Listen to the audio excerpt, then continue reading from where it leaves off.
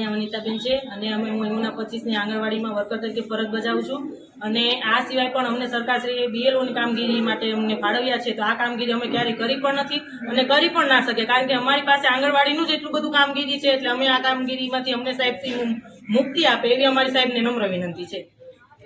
મારું નામ ભરત સિંગર છે। ઉના તાલુકાના મોટરડેસર ગામનો વતની સામાજિક કાર્યકર છું।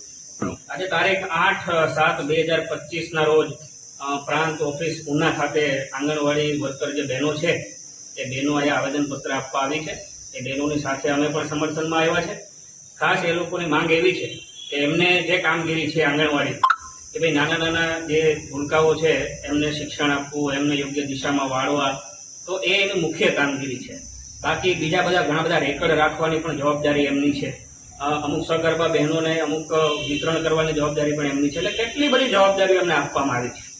જે જવાબદારી આપવામાં આવી છે મુજબ જે સરકારનો નીતિ નિયમ છે લઘુત્તમ વેતન ધારો, આ વેતન ધારાનું પાલન પણ સરકાર કરતી નથી।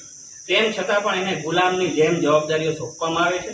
એક નવી જવાબદારીઓ હમણાં સોંપી છે, બૂથ લેવલ ઓફિસર બનાવવા માટે, BLO બનાવવા માટેની જવાબદારીઓ અમને સોંપી છે।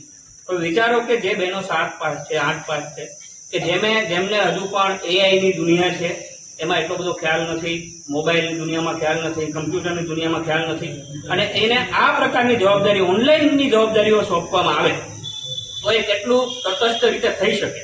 આવું કામ ખામીયુક્ત થાય એટલે આ બહેનોને જે જવાબદારી સોંપી છે એ જવાબદારીને ના સોંપતા જે જવાબદાર હતા અત્યાર સુધી અને જે જવાબદારી નિભાવી શકે એમ છે, ટેકનિકલ કામ કરી શકે એમ છે, એવા લોકોને એની જવાબદારી સોંપવી જોઈએ। એટલે આવેદનપત્ર માટે આપવા માટે આવ્યા હતા। પ્રાંત સાહેબને રજૂઆત કરી કે ભાઈ અમને જે જવાબદારી સોંપી છે એ કામગીરી અમારાથી થાય એમ નથી, એ કામગીરી અમારી માથેથી ઉઠાવવામાં આવે અને અમને જે મુખ્ય જે અમારી કામગીરી છે એ કરવા દેવામાં આવે।